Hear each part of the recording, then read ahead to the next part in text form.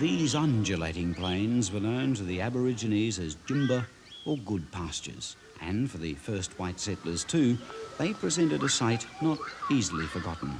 A diarist at the time noted, "I remember the magnificent grasses and herbage of those great rolling plains. In a good season, the oat grass was 5 or 6 feet tall, brushing against your thighs as you rode through."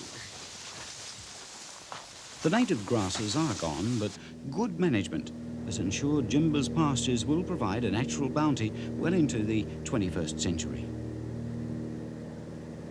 Jimba, originally a vast run holding of over 300,000 acres, was the key to the development of the whole Dalby district. Dalby, a thriving city and service centre, owes its development and stability to the surrounding downs and their rich black soils.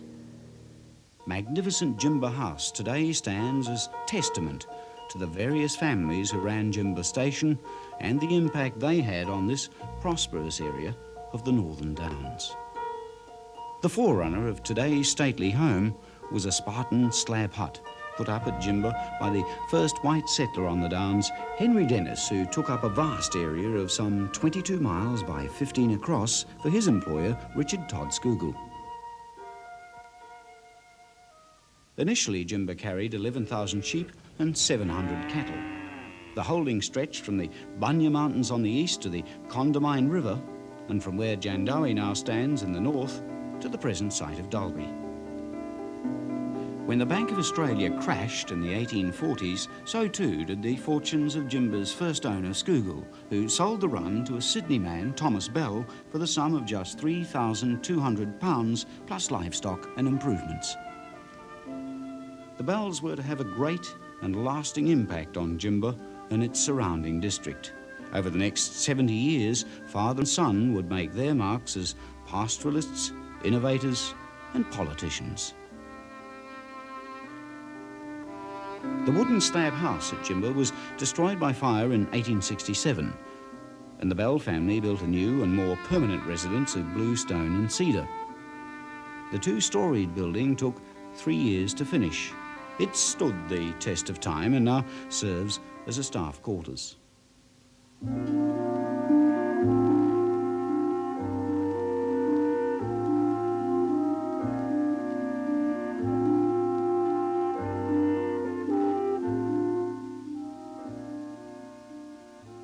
Over the decades, Jimba would have many brushes with history. It was, in fact, the last settled point west where the great unknown heart of the continent began.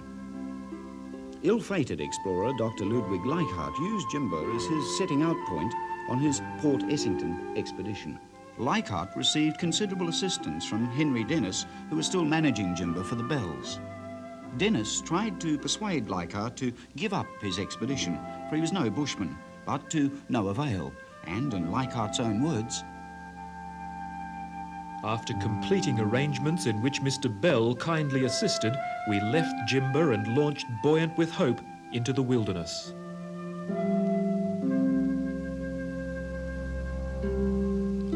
His descriptions of the pastoral areas traversed on his 3,000-mile journey saw a rush of squatters following his tracks and occupying stations in central and northern Queensland. At this time, the Jimba Station shepherds were having to cope with attacks by Aborigines. For safety, shepherds, the forerunner of today's stockmen, were placed two in a hut with a hut keeper. Shortly after the Bells assumed ownership, the vast holding of Jimba was reduced in size by the Lands Commissioner down to approximately 211,000 acres and was carrying around 12,000 sheep. In later years, the station's old wool shed near the Condamine River would see 50 blade shearers employed, shearing 250,000 sheep in a season. The wage for shepherds during the 1860 period was £40 a year with rations. These rations were made up of 16 pound of meat, 8 pound of flour, 2 pound of sugar and 1/4 pound of tea, all delivered each week by the ration carrier. After the death of Thomas Bell in 1874, 47-year-old Joshua Peter Bell became the sole owner of Jimba.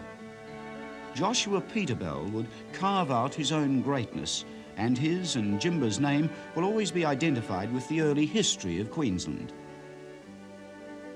Typical of him was that not only did he have the imagination and foresight to build a house, but typical of it was the sort of thing he did with farming. He brought out 2 steam engines and had a plough between them which was drawn from one to the other by a steel wire, and it would pull, one engine would pull it to it, then the plough would just be swung onto the opposite side on the steel wire, and the other engine would take it back. And he did this in the 1870s, and to bring in mechanical ploughing in those days. But unfortunately, all through Europe, the plough depth was 6 to 8 inches, and it wasn't until 1922 that they discovered the only way you could farm the black soil was to plough 4 inches deep, and they did that with the twin discs. And that began successful black soil farming. He was obviously an innovator, but he was widely respected in the district. Was it obvious that he would go into politics? I think that his ambitions and foresight, you could see, and the way he displayed them to the district, they'd want him as a candidate. Politically, Dalby and the Bell family were closely linked. J.P. Bell was first elected to Parliament in 1863. He was to occupy many executive positions, being Treasurer on several occasions, Minister for Lands, Speaker, President of the Legislative Council, and finally acting Governor of Queensland. He was knighted in 1879. In 1874, Joshua Peterbell started construction of Jimba House. The architect was Joseph de Warren.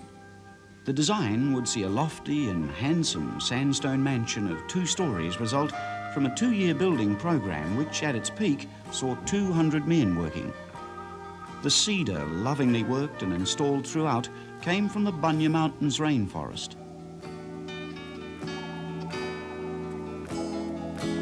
The trees were felled and trimmed and then hauled by bullock teams to Jimba, where a team of 9 carpenters awaited the planks of this richest of timbers. Along with the cedar, other timbers used to construct the house were spotted and blue gums, ironbark, bunya, cypress and hoop pine, and some satinwood.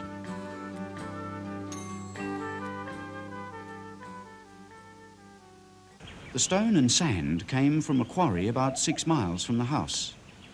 Fine craftsmanship was insisted upon. Scottish and Italian stonemasons were employed. German cabinet makers and expert slate layers completed the team of artisans. Their work has to be admired. To save a house like this, I think it's admirable that a Russell family can do that in the first place, because, you don't see anything around the place over here. When I was asked to come in this place, I thought it was just a little cottage. And when I come over here, I got the shock of my life. And the funny part, my wife said to me, Gino, you need your head read to take a job by yourself on the sides of that house there.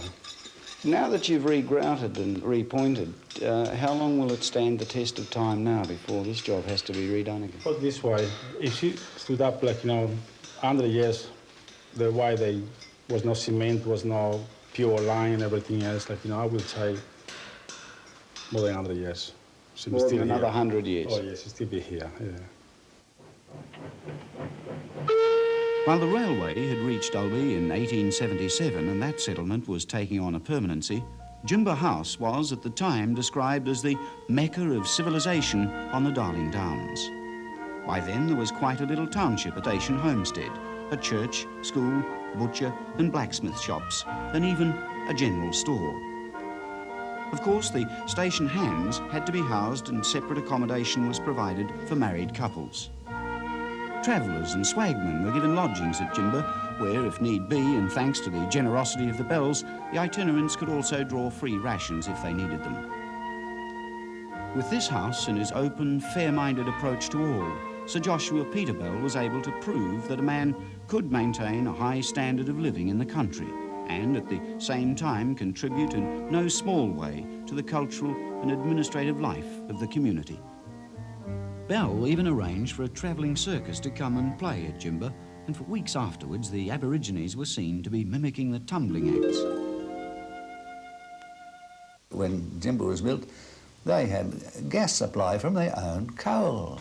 The mine was only about 500 or 600 yards from the house, and they manufactured their own gas. So in that respect it was modern, but in other respects it was a mansion without its verandas on. And I think that if the dice had run right financially with the Bells, they'd have had it modernised in their time too. But it was a step at a time with them. They had their own gas supply and their own water pressure in their pipelines through the house. So they'd gone as far as they could at that stage. And that was really a major improvement in that time, Oh, to have your own gas supply and your own water, you can compare that with other primary producer areas. There's nothing like that anyway. The water tower, a prominent landmark on this ridge, has been converted now into a very pleasant dwelling. A married couple, the gardener and housemaid, has made it their home.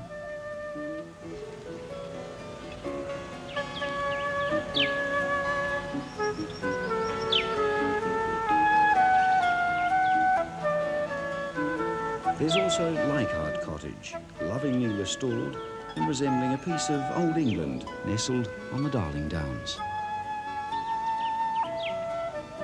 The old general store, which is claimed to have been built from stone and material left over from Jimba House, has proved just as durable.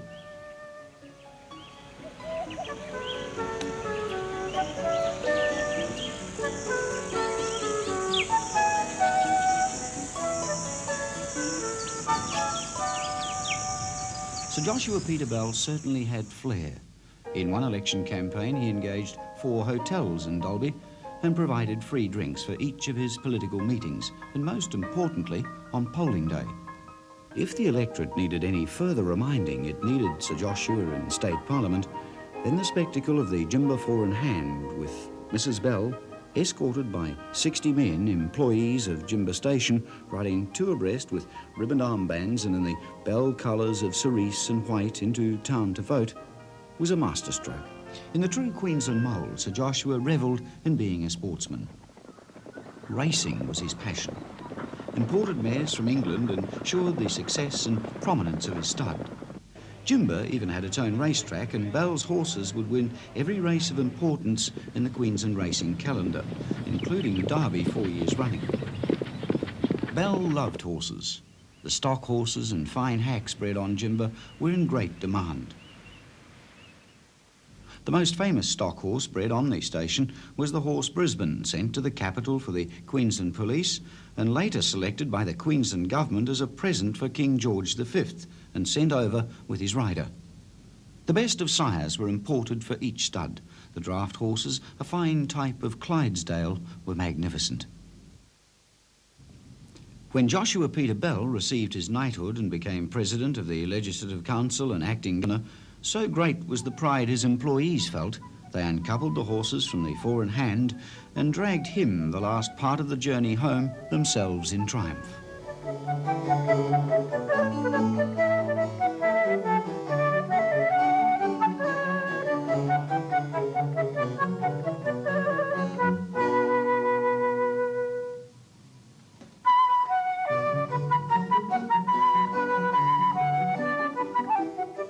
Today, with the help of the Brisbane Baroque Trio and music from centuries past, it's possible for those listening in the magnificent drawing room to let their imaginations take them back to the late 1900s and similar musical evenings hosted by the Bells.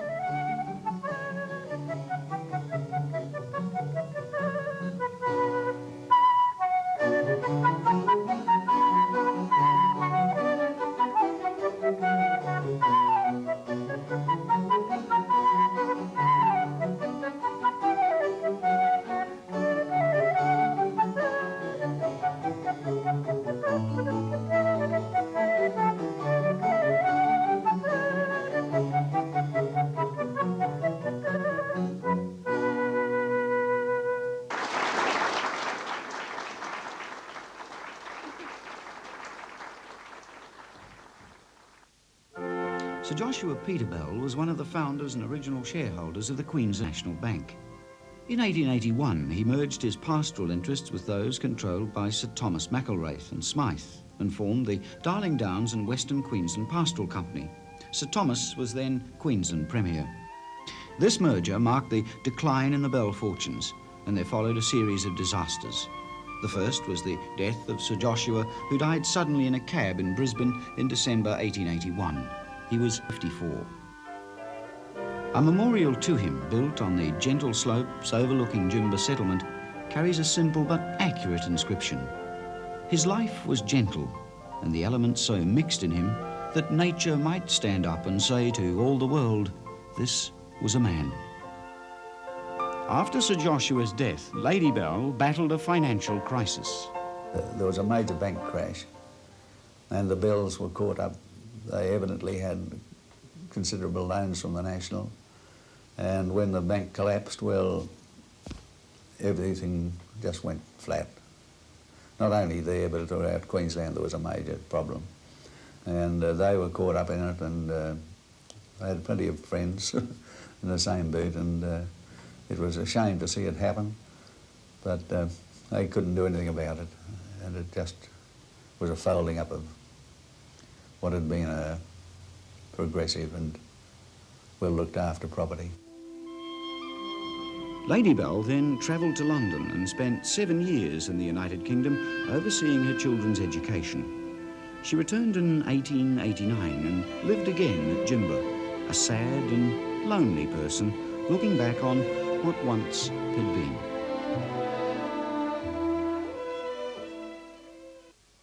Sir Joshua's eldest son, Joshua Thomas Bell, educated here first at Brisbane Grammar and Trinity Hall, Cambridge, would follow in his father's footsteps.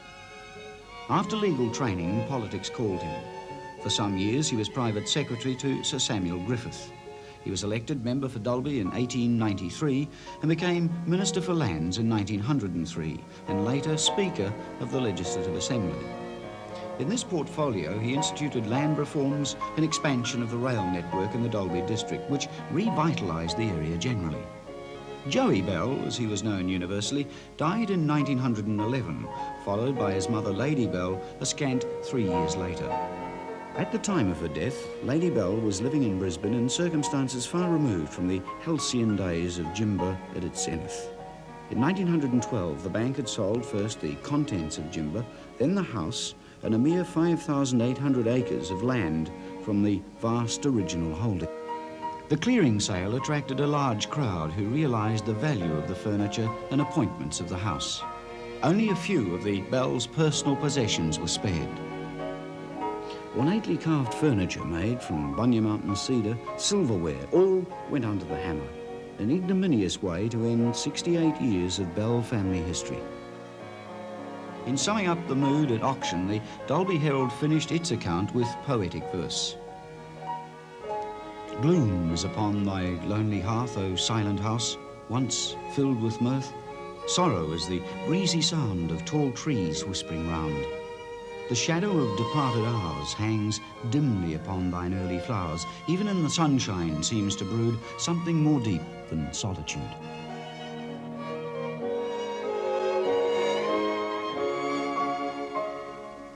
Successive owners of Jimba then let the old mansion and property run down. It would take a public-spirited individual with faith in the Dalby district to turn Jimba's fortunes round. Such a man was Wilfred Adams Russell, who purchased an ailing Jimba for £2 an acre in 1923.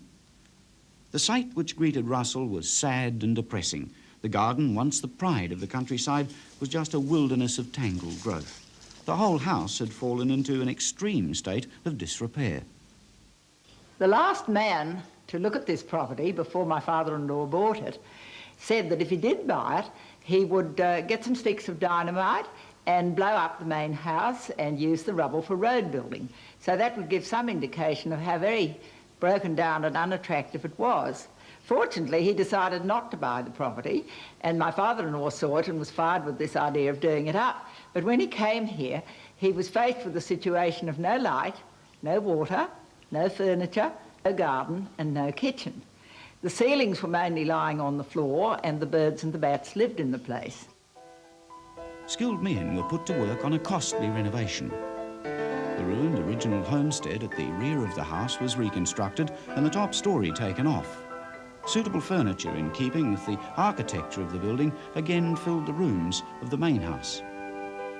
The renovation took a year to complete, and a grand party and ball was held to reopen the old house on Saturday, November the 21st, 1925. There were over 1,200 people present that evening. Supper was served in a large marquee. The Moreton Bay figs were strung with coloured lights, and within the house were the 2 large rooms where the dancing took place.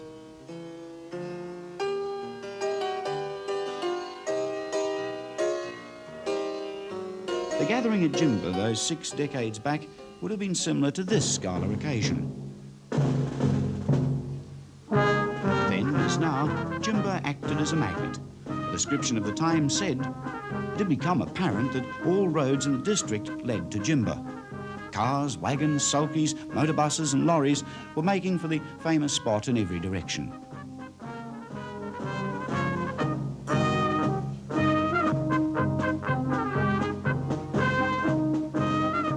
Jimba House had once again retained its pride and place in the community.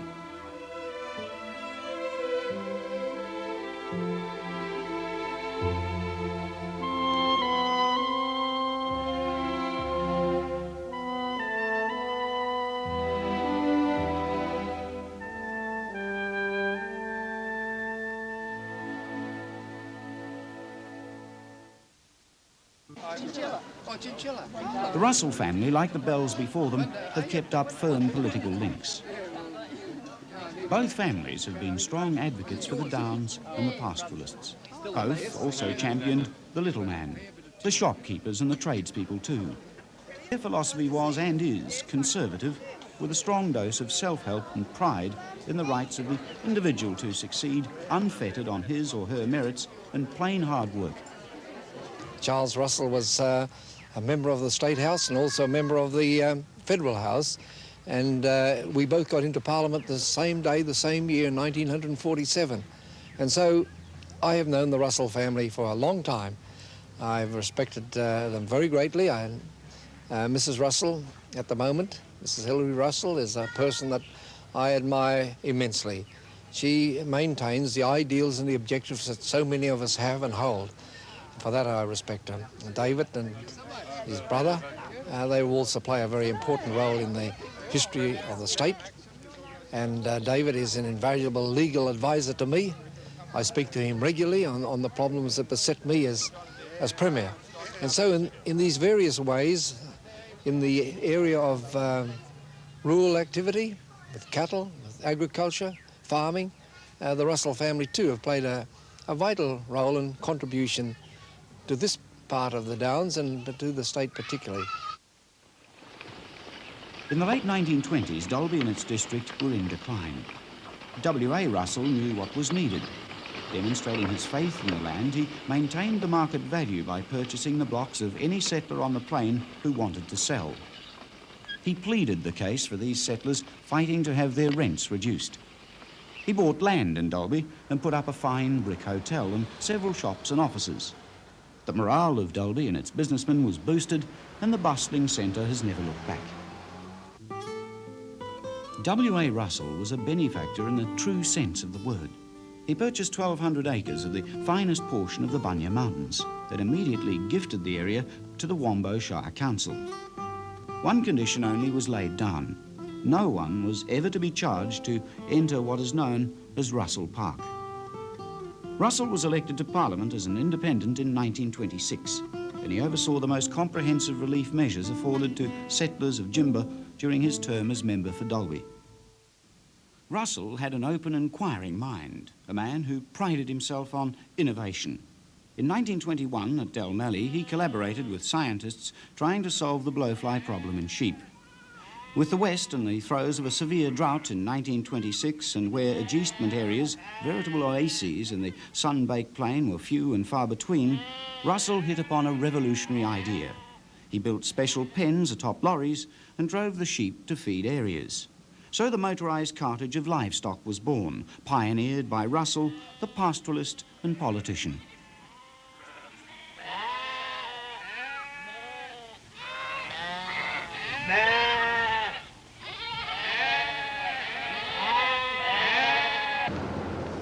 On his death, the ownership of Jimber passed to his family, who've carried on the business under the firm's name of the Russell Pastoral Company.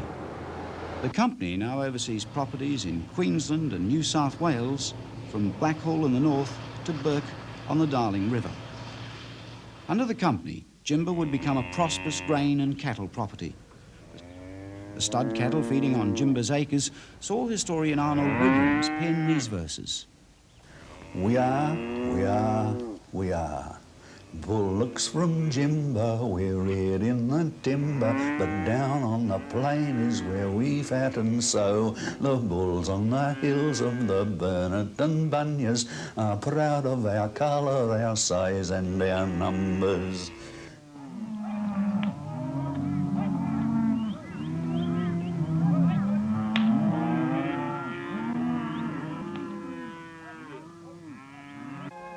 Charles Russell was managing partner of the company with its headquarters in Brisbane's business district. In the 30s, the true agricultural value of the rich soil of the plains around Dalby was recognised, and rapid development was taking place. The biological destruction of the prickly pear menace saw landowners freed from the task of manual clearing. They could again devote their attentions to farming, and abandoned land was taken up by new settlers. Dalby and its district rode out the Great Depression and witnessed grazing phased out by new farming techniques. Wheat growing and livestock fattening were now the prime pursuits. Land was too valuable for grazing. Grasslands progressively gave way to the plough.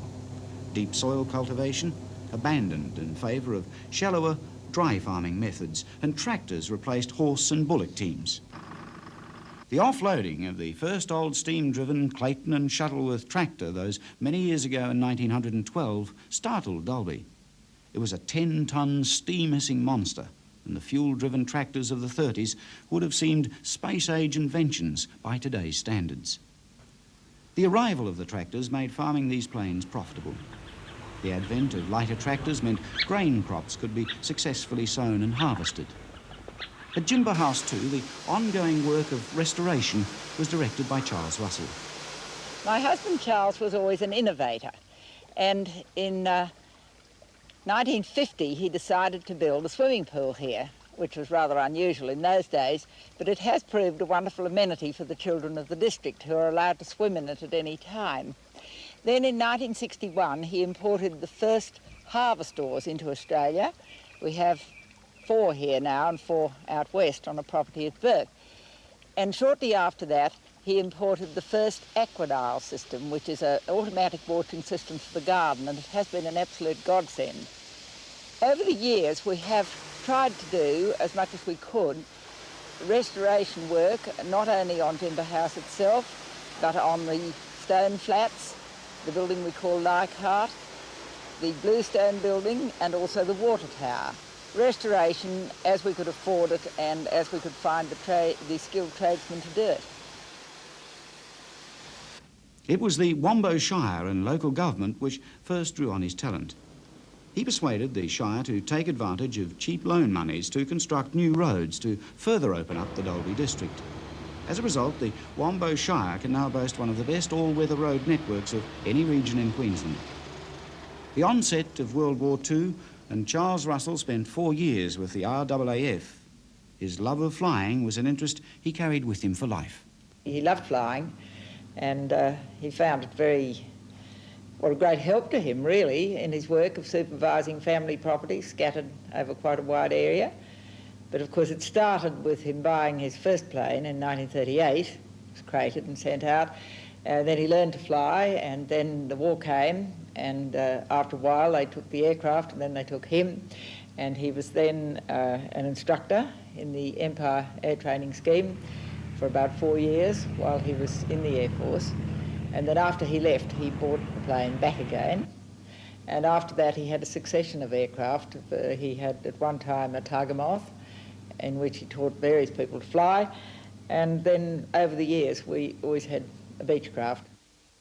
Well, he always said, I think this is true, that the Beechcraft is the Rolls-Royce of small aircraft. I mean, when the Shah of Iran wanted an aircraft, what did he buy? A Beechcraft. You can't buy a better small aircraft than Beechcraft. And he was quite satisfied about that. I mean, they were dear, just like Rolls-Royces are, I suppose, but he said he'd rather drive a Ford than fly a Beechcraft. The Russells took delivery of their latest aircraft in Wichita, Kansas, and were entertained royally by Beech management before flying the plane back home to Jimbo with the assistance of a contracted ferry pilot. An aviator, a successful grazier, a husband and father. It was also inevitable that Charles Russell would stand for state and federal office. It was really a hobby with him, you know. He played it like a game, and I used to say to him, how strange you are. You know, other people, they might catch butterflies or play golf or do something, but politics was his hobby. He just enjoyed it. What was it that fascinated him about the political game? Well, I think he felt that as a citizen, you should contribute something and you should make yourself available for public life. Then, if they don't want you, well, that's fine, but that every citizen has some sort of a duty to make an effort. And because he was interested in economics and interested in politics and a student of these things, of course, it became natural, I suppose, to have a go or dabble or whatever you like to call it. It was a pretty successful dabble, wasn't it? Well, yes, maybe it was. It was in a way, I suppose. He certainly had a lot to contribute. A lot of people were very disappointed. They thought he should have stayed within the party because they thought he would have become a minister and all this sort of thing.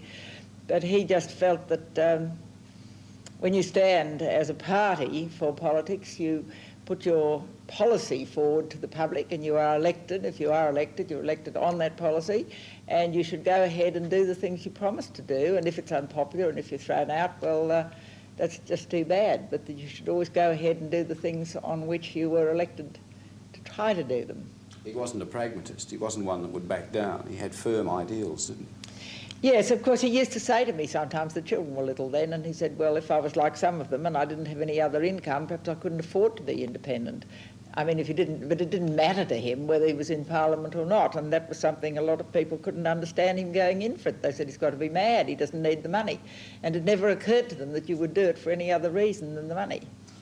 He championed the man on the land, didn't he? Oh, tremendously, particularly the people in the outback areas. He felt they were the salt of the earth, and they always got the thin end of the stick, and they should be considered and they should be helped and try to stop this drift to the cities. He thought it was a terrible thing to see the population drifting away from those outback areas. And his economic theories have actually been proven to be correct, haven't they? Well, I think so. He went very much along the lines of Dr. Colin Clark, and he had something to say the other day. Colin Clark now is 80, but of course he believes that if the taxation takes up more than rises beyond a certain level of the gross product, well, it's just counterproductive. And I think everything that's happened since has really justified the stand that my husband took. Charles Russell was a controversial man, but a man who was not afraid to stand up and be counted. He was determined to overcome the scourge drought wrought on the Downs. Under his persuasion, the Russell Pastoral Company embarked on a massive water harvesting scheme to give Jimba relative immunity from drought, and it served as a model for other properties on the Downs. The aim was to conserve a runoff of some 1 million gallons to irrigate crops and pastures, and by cushioning the runoff, erosion damage was minimised too. Though innovative, the scheme was blessedly simple. The water was trapped in 3 large dams on the hilly catchment region, so stopping erosion. From here, water was piped down to a storage tank and dam, which also stored runoff water from a series of wide contoured channels running across the middle of Jimba. This scheme and the application of modern farming techniques pushed Jimba Station to the forefront once again in pioneering techniques for development and conservation of pastures and properties in the Downs district. There has been much to celebrate concerning Jimba and its history. The Jimba centenary in 1973 saw the Russells heavily involved. We had a centenary train, and it was packed with people. It all came out from Dorby, hundreds and hundreds of people, standing room only, and we all went down and met the train, and there was a little sulky there with a horse in it. So Peter Bell and Hilda got in, dressed as his ancestor, and they were driven up as far as our water tower, and there the horse was removed from the traces, and the young men of the district they went in instead of the horse, and they dragged him along the back and then round and round in triumph to the front veranda where we had the actual opening. The school at Jimba too and its history are linked to what's known even by today's youngsters as the House on the Hill. The school celebrated its centenary in 1973. There were displays, reenactments and a centenary ball. A former pupil of the school in 1897, retired RAF Air Vice Marshal Cassidy was one of the official guests, and the grandson of Sir Joshua Peter Bell was on hand too. Air Vice Marshal Cassidy was the youngest of 6 children born to Farris Cassidy and his wife at Jimba Station in the late 1800s. It was a very exciting and happy time, really, because we had this charming man whom we had never met, Michael Cassidy. His father had been an overseas here many, many years ago, and he had become Queensland's first Rhodes Scholar, gone over to England, joined the RAF and become an Air Vice Marshal. And he was at this time 82, and the committee decided to ask him if he would come out and be our sort of star pupil of, it was the centenary of the Jimba School. And we never for a moment imagined he would come. And then we got this letter and he accepted. His daughter came with him. And much to our astonishment, he appeared, and he was just such a charming, warm, friendly person. And he really set the tone of the whole centenary.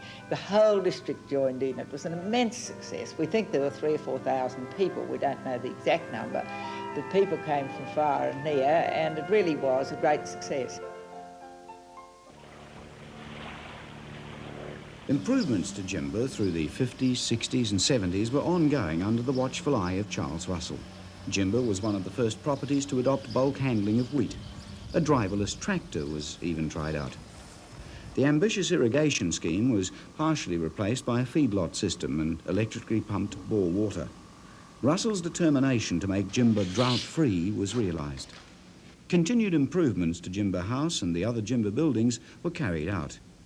Not long after he got out of Parliament in about 1951, they formed a study group called the Australian Democratic Union with people like Sir Raphael Salento, G.H. Griffiths from the Toowoomba Foundry, Mr Nowotny, H.W. Herbert, who of course is still an economist, and Wing Commander Olive and many others.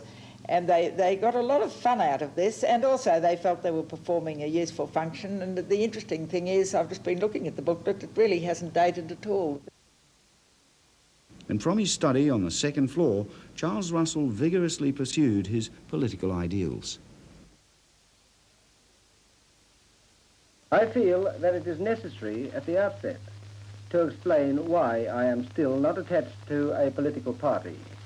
It is basically because I cannot conscientiously support any party which I know places party interests before the interests of the electorate and Australia. I suggest to you that it would be of great value to have some members in your Parliament free to speak their minds on important questions without consideration of the wishes and interests of parties, all of which represent only sectional interests. I believe that if the government's policy towards primary production is continued, Australia will never become a great and prosperous nation. Farming must be made profitable and country living attractive. And the way must be made for thousands of new farmers to get into production. Farming can be made profitable merely by removing government-imposed penalties. You probably know that I have a wife and children of my own, and I certainly don't want to see Australia in such a weak position through unsatisfactory government administration that she may not be able to weather the storms that may lie ahead. It is a good thing to see that Mr. Menzies is taking action to round up the spies and fifth columnists, but I say that it is equally important that we should have a sound, strong economy. If we allow pressure groups and political opportunists to weaken the machinery of government, we will be paving the way for destruction of everything that holds this country together. The Russells' years together at Jimba were busy and happy. Charles, ever the proud father, revelled in the arrival of each child, as these scenes from early family movies show.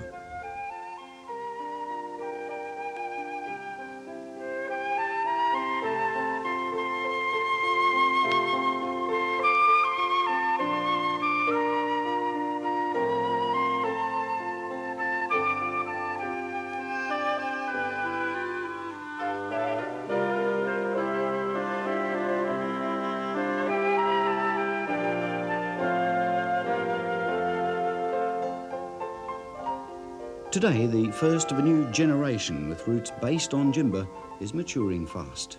The Russells' only daughter, Margaret Ann, now has her own growing daughter. She was the first of the Russells' grandchildren. In 1977, Charles Russell collapsed and died. The innovator of Jimba had left much to today's generation. His insistence that everything be soundly constructed has borne fruit for his successors. The late Mr. Russell's study is as he left it. A map of Queensland run holdings near his library, his book Country Crisis on his desk. The text reveals his political concerns and wealth of knowledge of the rural industry. He had a genuine concern for the welfare of the man on the land and for decentralisation of industry. The flow of families from the land to the cities concerned him. It's all in these pages. Charles Russell is survived by his wife and 5 children. Alex shares his father's love of Jimba and his interest in flying. Today, Jimba is prospering again, yet Alex knows how much foresight and plain hard work went into transforming this verdant 11,000 acres of Western Plains. Jimba and its story is inextricably interwoven with not only Dalby and its district, but Queensland's pastoral and political life as well. The annual fundraising garden party in Fate is just another example of tradition the Russell family strives to preserve. There's still much to be done on Jimba House. In 1980, the whole building had to be rewired, a mammoth and costly undertaking. But if it hadn't, fire might have succeeded where dynamite was never allowed a chance. The daunting task that faced me when I came here as a bride 41 years ago was that I had no help at all. And then within a year I had my first baby, so we had 5 children. And the daunting task was really coping with staff in the days of the war when you couldn't get staff, and trying to run the place. And so restoration, it was a question of survival really. We weren't trying to restore it then. Perhaps that was the daunting task, but after all I was young and I was in love and I felt quite equal to the task. But I would never turn my back on it. There were times when my husband said, look, this is too much for you, you know, you're wearing yourself out, go away, you know, we will live in Brisbane. But I said, look, I will not do that, because if I ever turned my back on it, I could never come back and start again. I mean, I've been very happy here, I've been very lucky in many ways, I know that. So then I try and give a bit of it back to the community. Jimba has been host to politicians, state governors, writers and royalty, as well as swagmen and explorers. It was the birthplace of a world-class Aboriginal boxer and runner. Jerry Jerome was the middleweight boxing champion of Australia, and Charlie Samuels was supposed to be the fastest runner in the world at that time, and they were both born and bred on Jimba Station, and that was of course in the days of the bells. What is it here, the air or? I don't know. There was a tribe, they lived here, they had corroborees just out at the back where the aerodrome is, but they were not allowed to camp within 1 mile of the house. They were the Burunga tribe, and they were related to the Waka Waka tribe, which is more over towards the South Burnett. And Princess Alice became a visitor here. Yes, indeed, yes, we greatly enjoyed having Princess Alice. Her daughter, of course, was Lady May, the wife of our governor, Sir Henry Abel Smith, and she was staying out with them, and the Abel Smiths were coming up to open the Dalby show, and so they asked us could they bring Princess Alice with them and leave her here while they went off around Roma and Goondiwindi and various places. So we had her with us, I suppose, for 5 or 6 days. A very, very charming, wonderful person. Easy to entertain? Oh, yes. That's something I've learned here. You see, important people are never any trouble to look after. You may turn yourself inside out getting ready for them, but once they come, they put you at your ease, and if anything happens, they cope. And important people are no trouble to look after, ever. Jimba too has had many other brushes with history and history's personalities. In 1882, the son of Charles Darwin was a member of an expedition to Jimba, where an observatory was set up to observe the transit of Venus. The calculations of longitude made here were of great value and importance. In a corner of the drawing room, there's a simple bedside table. This was the same table owned by the indefatigable nurse Florence Nightingale of Crimean War fame. Miss Nightingale was godmother to Mrs. Russell's mother.